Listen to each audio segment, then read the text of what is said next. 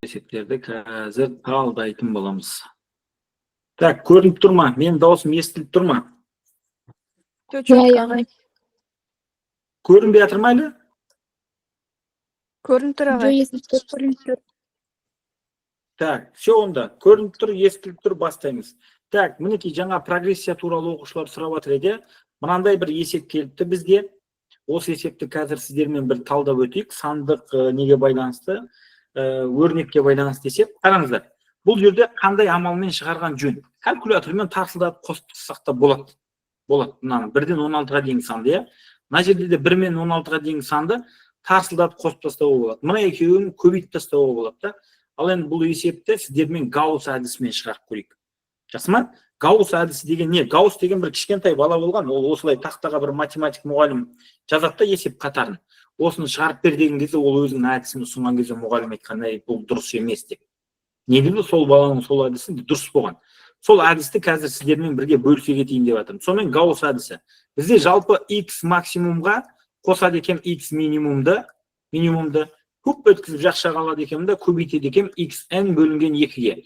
Мұндағы xn деген нәрсе көп оқушы түсінбейтін нәрсе, ол мынау берілген мүшелердің саны. Демек, мынау бірінші жақшаның ішінде неше мүше берілген? 16. 16 мүше берілген. Демек, кеттік 16-ға қосамыз 1-ді, көбейтеміз 16-ны бөлеміз 2-ге. Мен бірінші жақшаны есептеп жатырмын.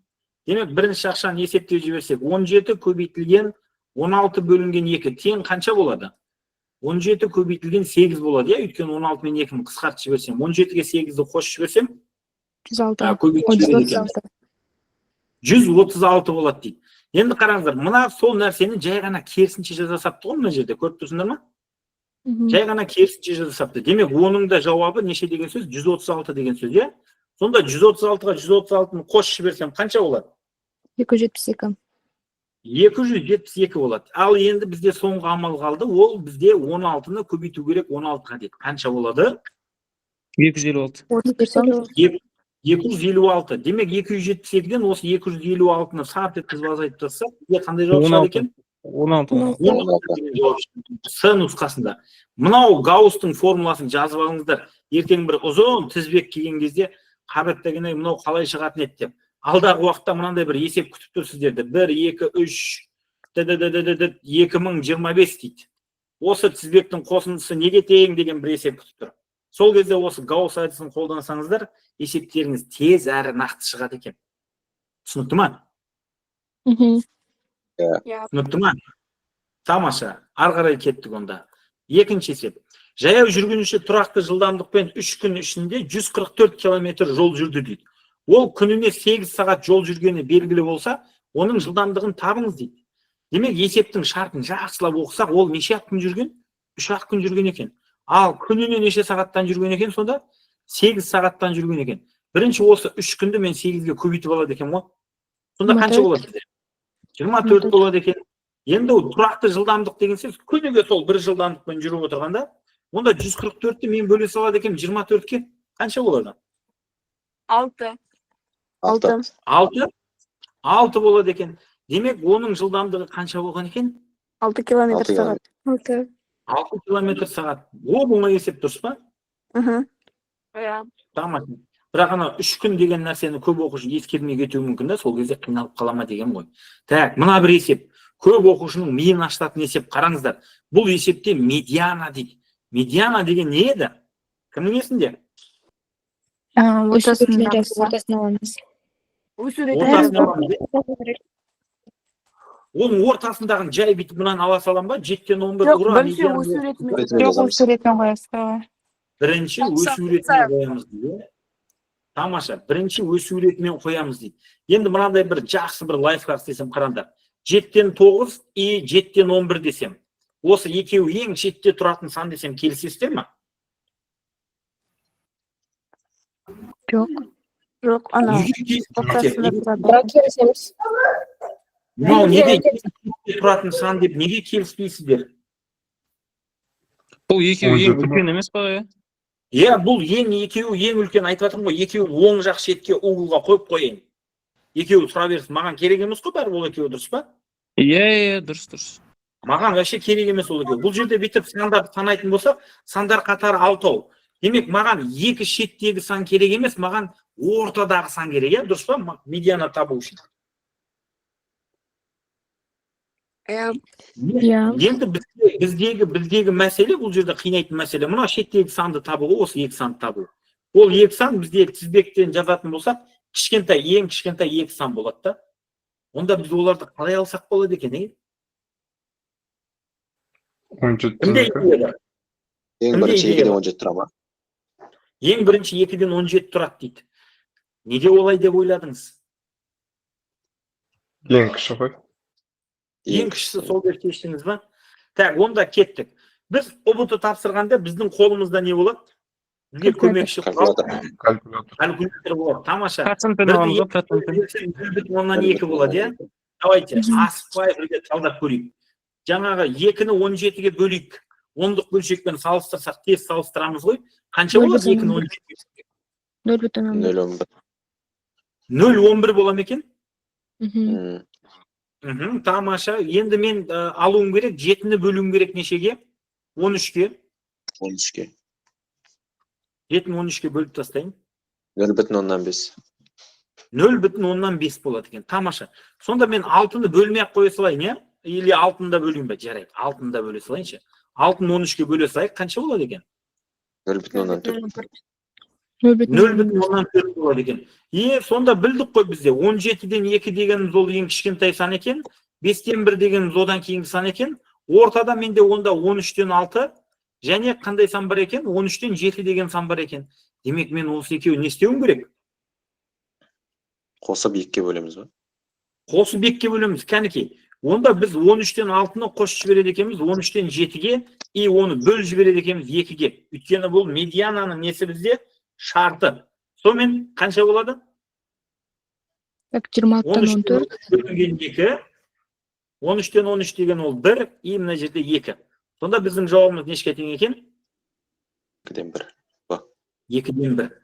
Енді қараңыздар, араларымызда жай бөлшекке сәл есінен шығып қалған, енді 5-ші класста өткенбіз ғой, түсінуге болады. Жай бөлшек егер естерінен шығып қалған болса, мына бір нәрсені ұмытпаңыздар. Егер мынау бөлшектің үстін біз алымы деп атаймыз, ал астын бөлімі деп атаймыз. Егер үсті астына қарағанда үлкен болса, онда міндетті түрде ол бұрыс бөлшек деп аталады да, ал кез келген бұрыс бөлшек ол бірден үлкен сан болады. Сондықтан да мен басында сразу айттым, 7-тен 9-ды, 7-тен өмірді бірден оң жаққа қойайық деп. Түсінікті ме? Алдағы уақытта сіздерге есеп кеп жатса, осындай есеп кеп жатса, онда қорықпай калькуляторға салып, осындай бір реттілікті анықтап алыңдар. Жақсы ма? И миларды ау? 5-тен ана жерде 2 деп тұр ғой, 1 емес па? 5-тен 1. Мына жерде 5-тен 1 екен. Ой, бұл жалғызған кезде қателесіп кеткем, ау деймін. Демек, бәрібір ол 0,2 ғой. Ол 0,1-ден үлкен ғой. Түсінікті ме? Түсінікті ме? Иә. Жоқ, кеттік онда, дальше. Қорапта 1-ден 25-ге дейін нөмірленген қарандаштар бар. Қораптан қарамай алынған бір қарандаштың жұп нөмірлі болуының ықтималдығын тап дейді. Демек, бұл жерде мына бір заңдылықты білу керек. Осыны қараңыздар. Былай жазып алайыншы мен. 1, 2, 3, 4, 5 деген санды жаздым. Просто мысал ретінде алып отырып қараңдар. 1-ден 5-ке дейінгі сандар. 1-ден 5-ке дейінгі сандар. Демек, сан тақ саннан басталды да, тақ саннан аяқталып қалып. Түсініп жатсыңдар ма? Сонда бұл жерде неше сан бар, неше жұп сан бар? 2 сан, 2 жұп, 3 тақ. 3 тақ сан бар және 2 жұп сан бар, иә? 2 жұп сан бар. Мен бұл туралы не үшін айтып жатырмын? Алдағы уақытта сіздерге мынандай бір есеп күтіп тұр.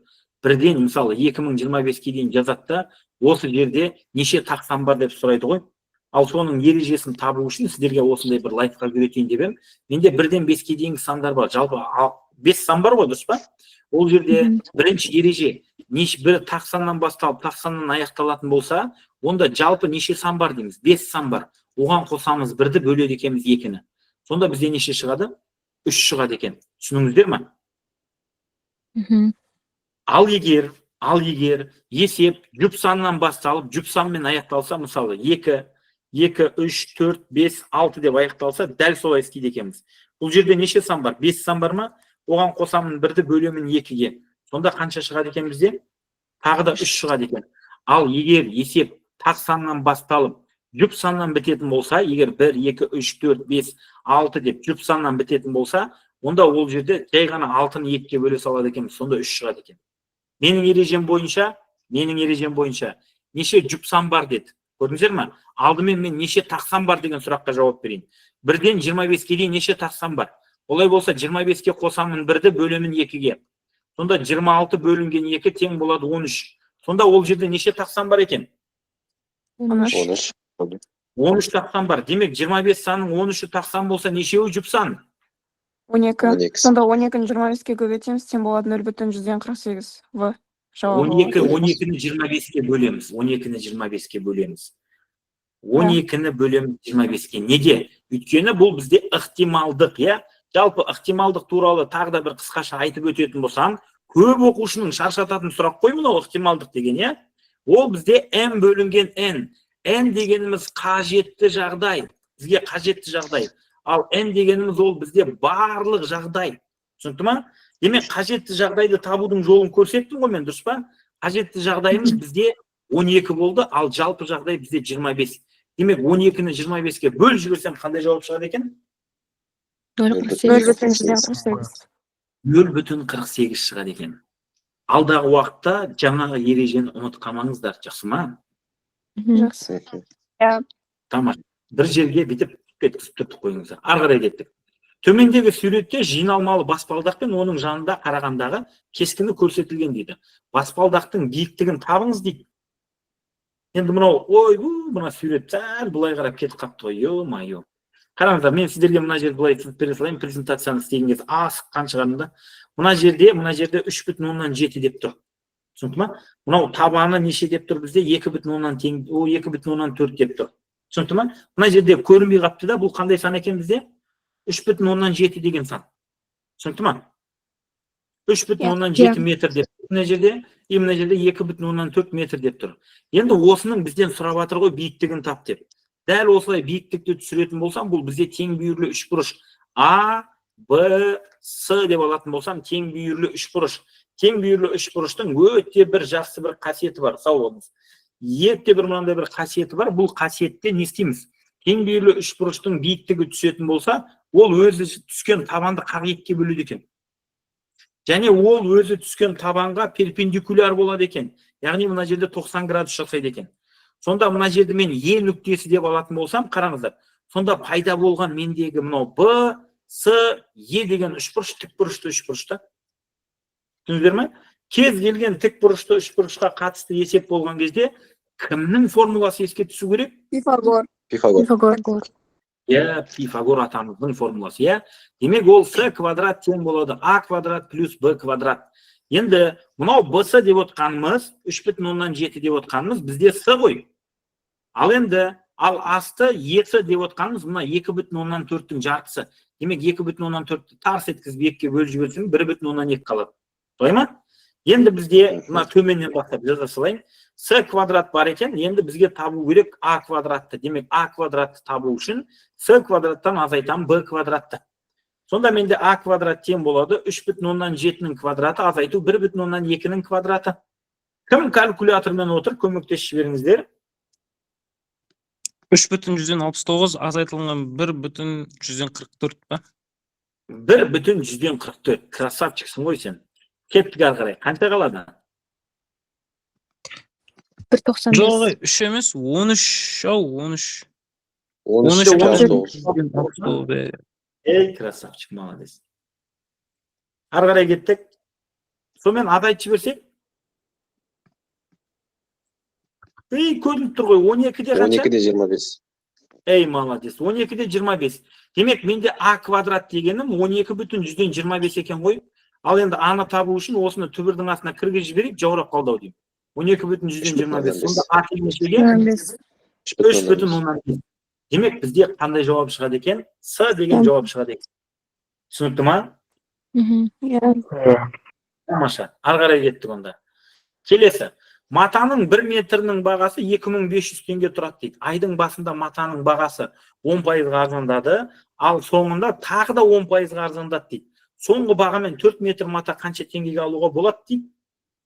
Демек, бұл есепті шығару үшін жақсы бір тәсіл қолдануға болады. Білесіздер ме? Мен сіздерге көрсеткем де, үйреткем де, наурыз бұтының кезінде де көп айтып шашадық, иә? Демек, бірінші баға бізде 100% болатын болса, 10%-ға арзандап кетсе, демек ол 0,10 қанша болады? 9 болады.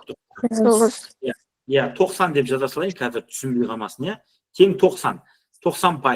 И енді осы берілген 90%-ді мен сразу санға айналдырып жіберейін, 100-ге бөліп, иә? Сонымен санға айналдырып жіберсем, ол 0,9 болады. Бұл енді айдың соңында қайтадан ол 100% еді, тағы да оны сатылмай тұрып алғаннан кейін арзандатты ғой. Сонда ол тағы да 90%. Демек, 90%-ды сразу санға айналдыратын болсам, бөліп жібереді екен 100-ге. Сонда менде қанша шығады екен? 0,9.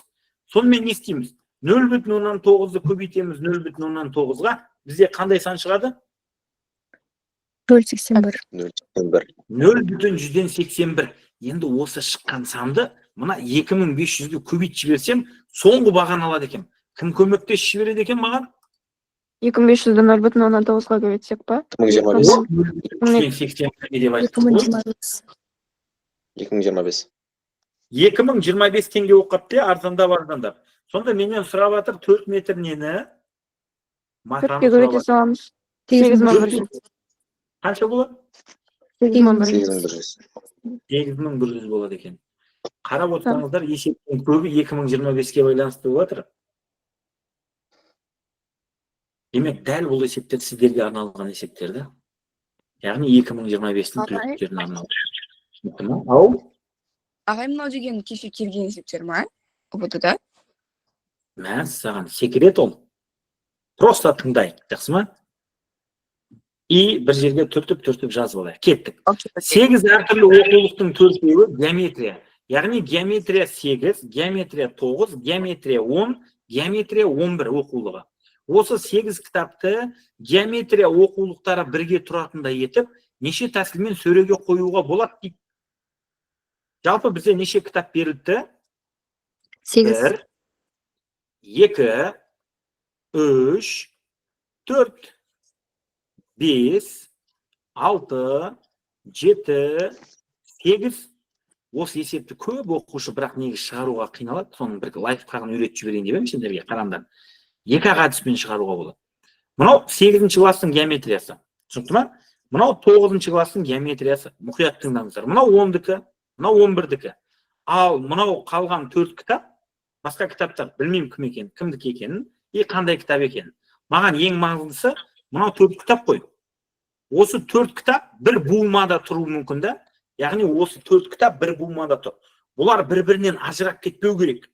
Олардың орындары ауысса болады, бірақ олар бір-бірінен ажырап кетпеу керек. Түсінікті ме? Түсінікті ме? Демек, осы 4 кітаптың өзі бір блок. Түсінікті ме? Ал мынаның өзі бір блок, жеке өзі дара. Мынаның өзі бір блок, мұқият болыңыздар, блок бол деп қойған неше? Блок, мынау да блок, мынау да өзі алдына бір, мынау да өзі алдына бір блок. Сонда жалпы менде неше блок бар екен?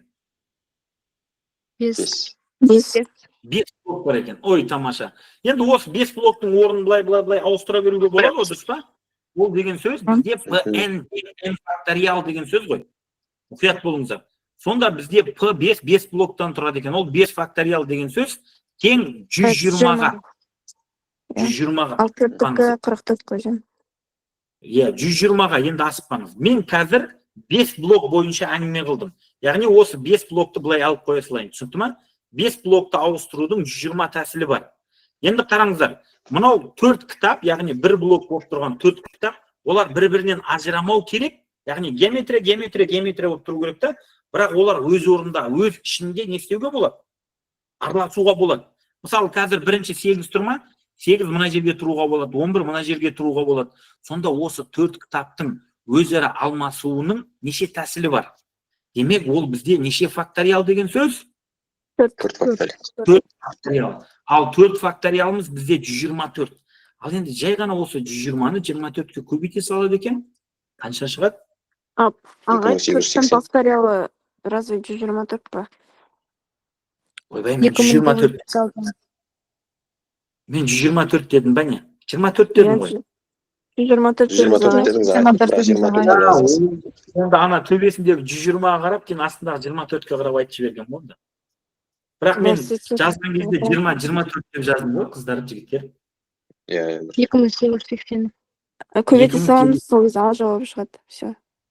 Молодец, молодец, молодец. Мына тәсілді алдын бұрын соңды естіп көріп бердіңіздер. Жоқ. Онда дайын болыңыздар. Дәл осындай бір мен өзім, жеке өзім бір 4-5 есеп көрдім осы сияқты. Именно кітаптарға байланысты. Түсінікті ма? Осы тәсілді жақсылап жатырсыздар. Ары қарай кеттік. Кестедегі мәліметтерді талдау. Кестедегі теңдіктер үшін fx тең kx плюс 3,8 функциясындағы k-ның мәндерін салыстырып, дұрыс тұжырымды табыңыздар дейді. Демек, дұрыс тұжырымды табу керек. Ол үшін не істейміз? Бізде қараңыздар, f1 дейді, тең дейді 5,8-ге, бұл а бағаны ғой. Сонда мынау fx-тің орнына мен нешті қойсам болады? 1. Жоқ. Бұл жердегі қарасайшы, fx мынаның ішінде тұрса, оны біз бірді... Ой, 1 k-ның орнына тұр ғой, k. 1 ғой. 5,8. 5,8. Молодец. Бірінші а бағандағын шешу үшін мына формуладағы қайтадан айтам. fx-тің орнына 5,8-ді қоям. Енді менде k белгісіз, бірақ f1 деп тұр ғой, x нешеге тең? 1-ге тең ғой. Қосамын 3,8-ді. Сонда мұндағы k-ны табу үшін 5,8-ден азайтамын 3,8-ді. Сонда k тең нешеге болады? 2. 2. Ой, красавчик. Демек, k-ны тауып жіберді. K 2-ге тең екен. Дәл осы ереже бойынша ары қарай жалғастырсам бола ма? Иә, екіншісін тоже солай табуға болады. Вроде. Тоже қойып жіберді. Онда менде 9,8 тең k көбейтілген 2 плюс 3,8 ғой. Онда мен 9,8-ден азайтып жіберсем 3,8-ді, ол тең болады 2k-ға. Ары қарай не істеуге болады? 9,8-ді азайтсам 6 бөлінген 3. Тамаша, Алты бөлінген 6 болды ма? 6. Алты Иә, бөлінген енді бұл екі жерде емес па?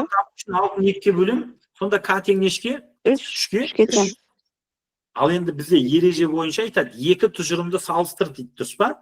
Демек, тұжырымды салыстыратын болсам, а бағанында менде k тең 2 болды.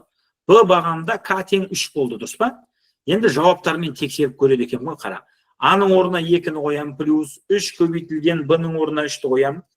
Тең 5 Тең бола ма? болады 2. Иә. Тең 5 бола ма? Жоқ. Демек, Мына жерде А деген бетірсігі 2 қосу 9 тең болады 11, оны тең емес 5-ке деп алуға болады ма?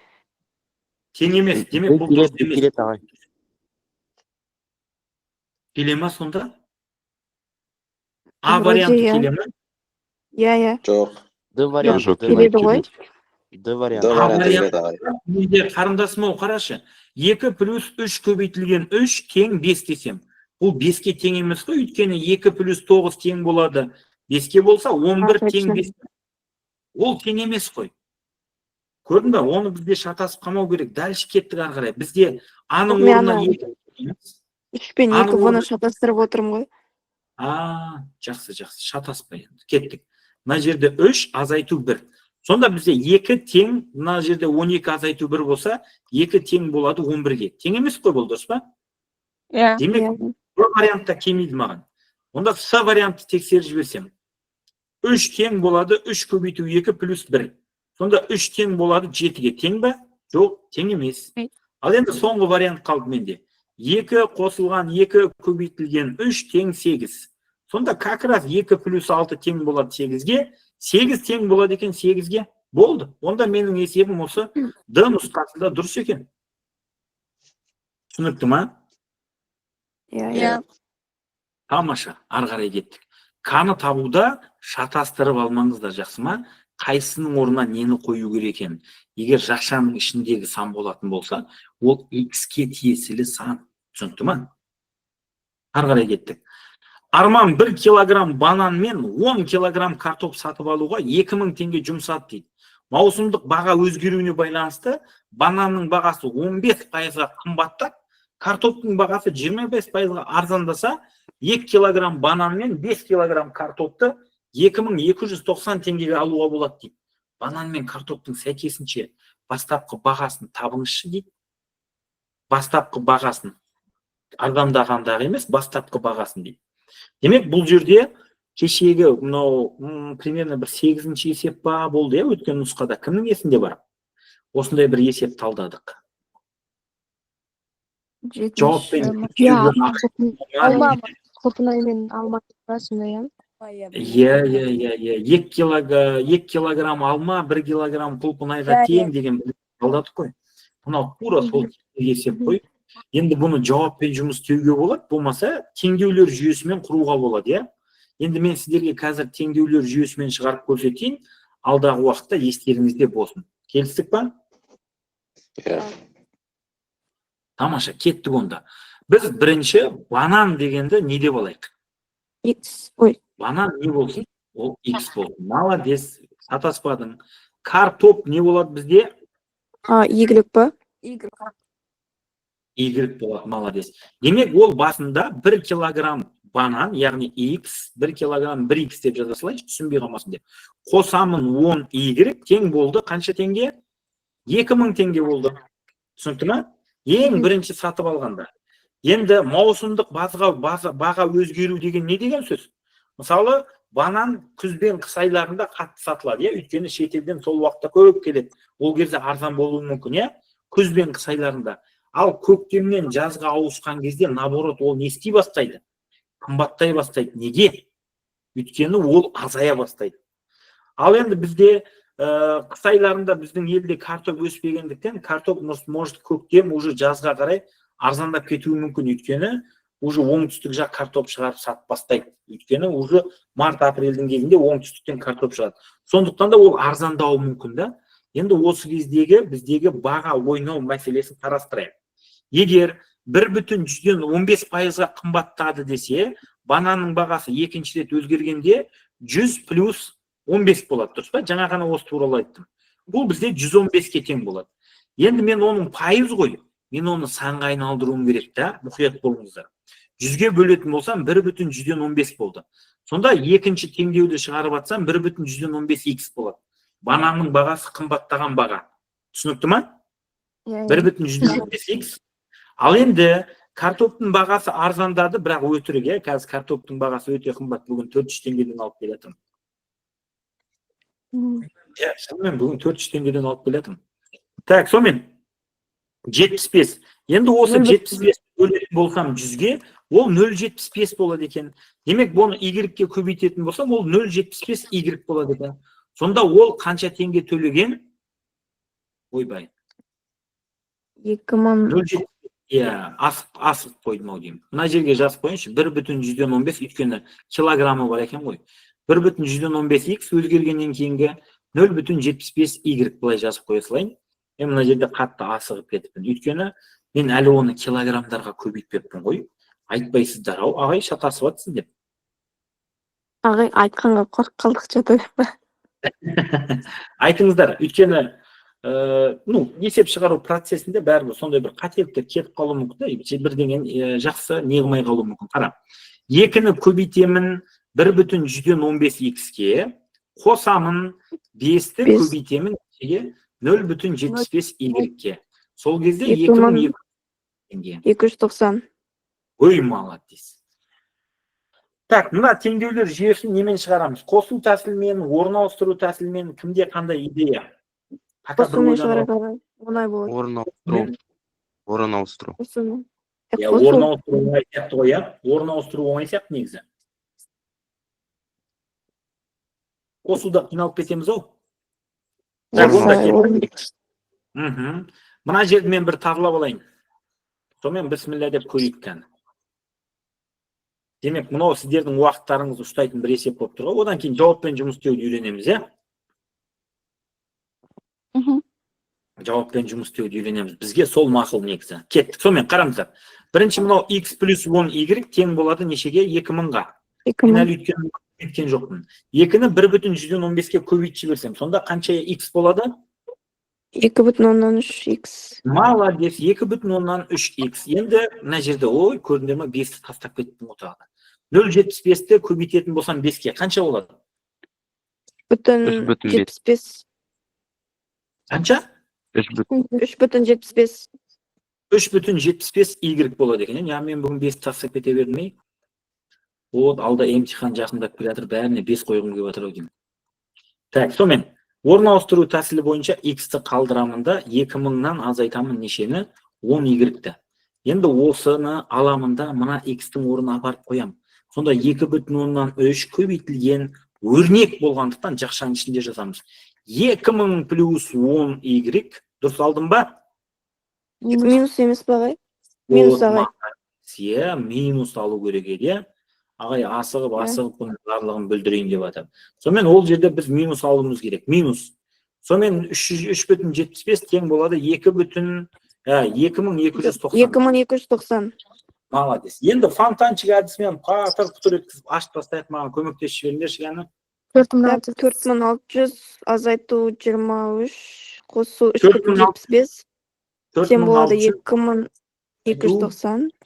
2290 23 y қосылған 3,75 y тең болады 2290-ға.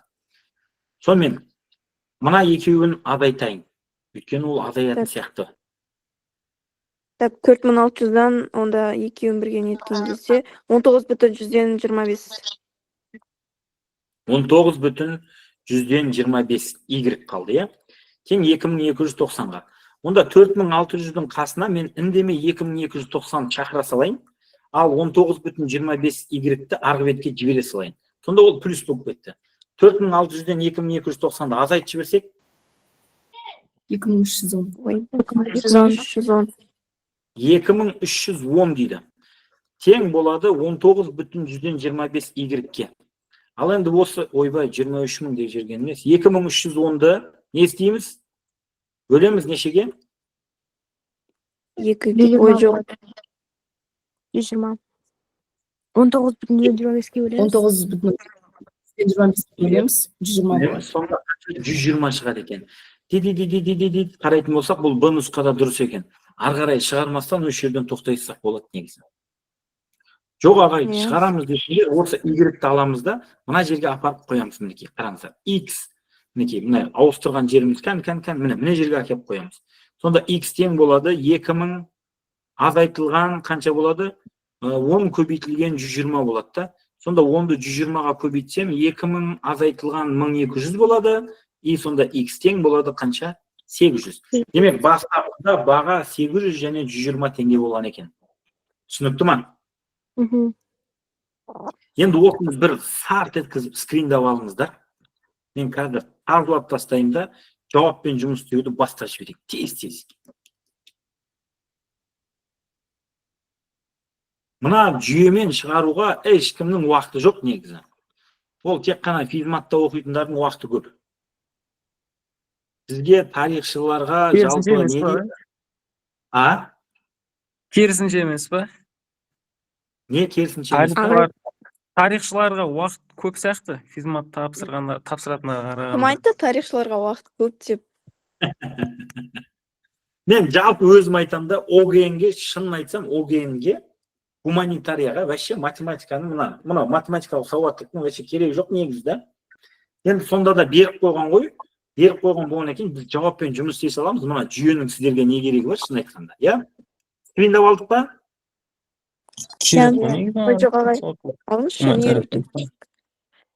Скриндап алыңдар, кеттік. Негізі керек дұрыс айтасың. Ертең ата-ана болған кезде келіп сұрап тұрады, о, папа, мына есепті қалай шығарады десе, бұны балам бергел. Теңдеулер жүйесімен шығарамыз деп үйретсеңдер болады.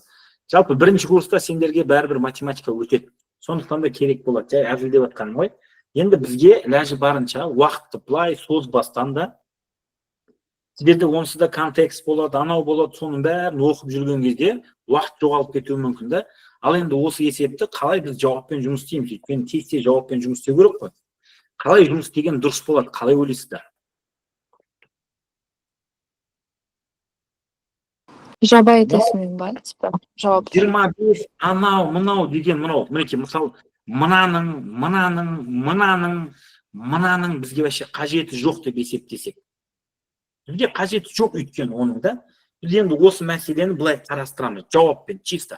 Қара, басындағы 1 килограмм банан мен 10 килограмм картоп қанша теңге тұрады деді? 2000. 2000 теңге тұрады деді. Дұрыс па? Мен жауапты жай ғана алам, кеттік. Менде банан жарайды 700 теңге. Енді шынымен банан ол 130 теңге болмайды. 700 теңге қымбат ол картопқа қарағанда. Өйткені ол Эквадордан келгенше деген сияқты ғой. Қараңдар, 700-ді көбейтемін бірге, қанша болады? 700 болады. Кеттік. Онда о нешті 130 теңгені көбейтемін 10-ға. Қанша болады? 300 теңге болады. Екеуін қосып жіберсем қанша болады? 2000 теңге бола ма? Иә. 2000 теңге болады екен. Қабат деген ай. Онда осы жауапты біреу дұрыс деп ойлап қалуы мүмкін ғой, дұрыс па? Бәрінен шығып тұр ғой сонша. Бәрінен сондай шығып тұр ма не? Б-дан да шығып тұр ма? Иә. Мынадан да шығып тұр ма? Мынадан да шыға ма ол нәрсе? Иә, шығып тұр. Онда қалай істейміз? Айтыңдаршы. Не пәрі, анау. Не пәрі, жалпы. Сіздерді қинайын деп жатыр ғой, мен есеппен, иә? Так, біздің қолымызда жарайды, әділсіз кеттік чисто. Біздің қолымызда не болады? Калькулятор болады, дұрыс па? Енді мынаның барлығын біреулер ойлап қалуы мүмкін, мынаның бәрін сөйтіп істесек шығып кетеді екен ғой деп, иә? Сонда қараңыздар, мынаның барлығын бірінші вариантпен мен тексеріп көргенде, бәрінде 2000 шықты, дұрыс па? Ал енді менде екінші вариант бар, өйткені екінші сөйлемді біз жай ғана жоққа шығарып жібере алмаймыз. Екінші сөйлемді жоққа шығарып жібере алмаймыз. Сонымен мен А деген вариантты алып чисто тексеретін болсам, мен жаңа ғана айттым, 700-ді көбейтемін 1,15-ке. Өйткені бұл 15%-ға қымбаттаған баға. Кәні тез калькулятормен көбейтіп қойсайықшы. Уже біраз уақытқа кетіп қалыппыз.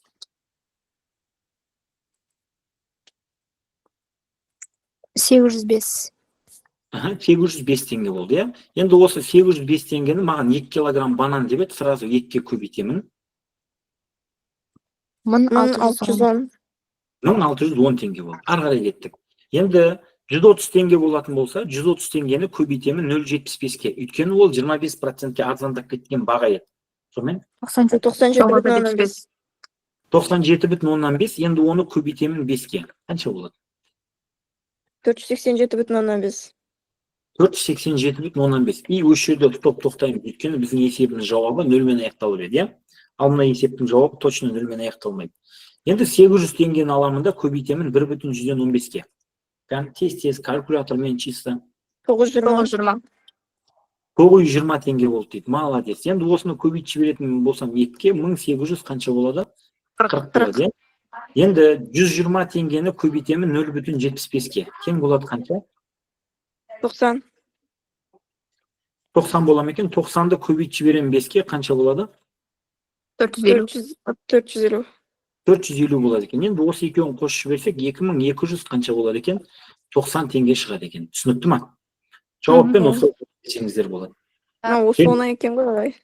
Иә, осы оңай. Негізі мен жаңа нәрсенде сіздермен біраз миларыңызды ашытып барып, бірақ біздің арамызда сондай бір жігіттер мен қыздар бар, жүйені де жақсы көретін.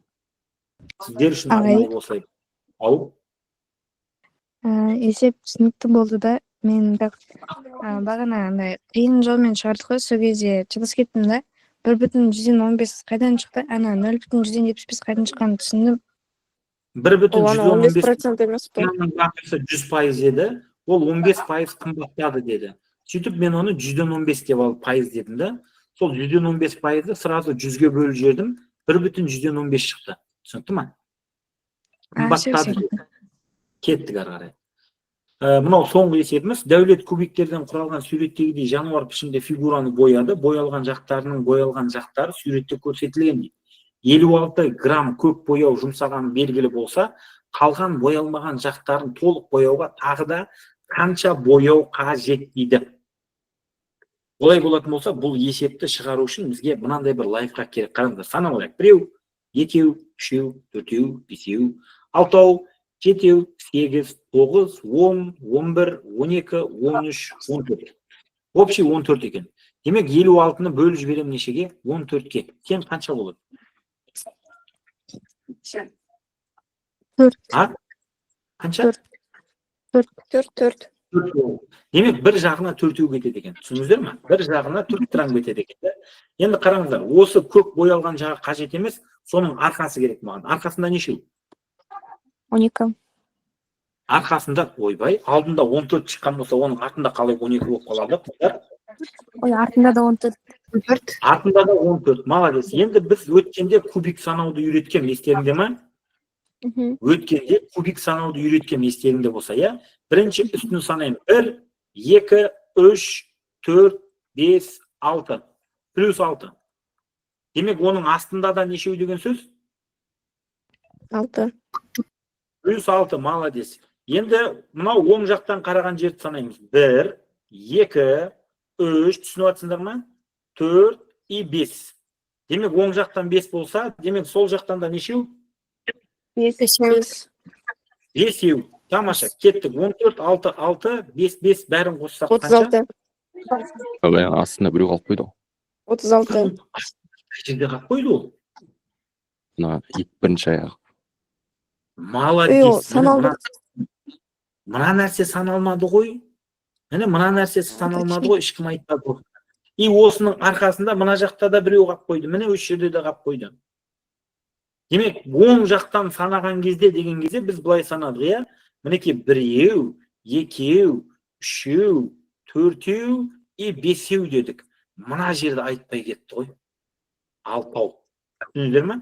Енді сол жақтан санағанда да мінекей, мына жерде 1 ме? Мына жерде 2, мына жерде 3, мына жерде 4, мына жерде 5 и мына стрелка ол тағы да нешеу болады? 6 болады. Мына жерде де 6, мына жерде де 6. Общий қанша болды енді? 38. 38 болды ма? Демек 38 деп қояйық. Енді бәрі дұрыс болды ма? Точно көз жеткіздіңіздер ма? Енді онда 38-ді үндемей 4-ке көбейтейікші қанша болады екен? 152. 152 грамм болады екен. Түсінікті ма? Сұрақ бар ма? Жоқ. Тамаша. Мінекей, бүгінгі сіздерге... 14 қайдан шықты, түсінбей қалдым. А? 14 қайдан шықты, түсінбей қалдым. 14 па? Кубик санаймыз. Кубик санадық қой, мынау бізге қарап тұрған Боялып тұрған. 1, 2, 3, 4, 5, 6, 7, 8, 9, 10, 11, 12, 13, 14 екен. Демек, осының артында да 14 бар деген сөз да. Окей, жақсы. Бірінші жандайда кубик санауды түсіндіріп едім. Тура сол тәсілмен істедік. Мінекей, сіздерге арналған 10 нұсқа, ойбай, 10 сұрақ. Алдағы уақытта сіздерде келіп қалуы мүмкін сұрақтар өте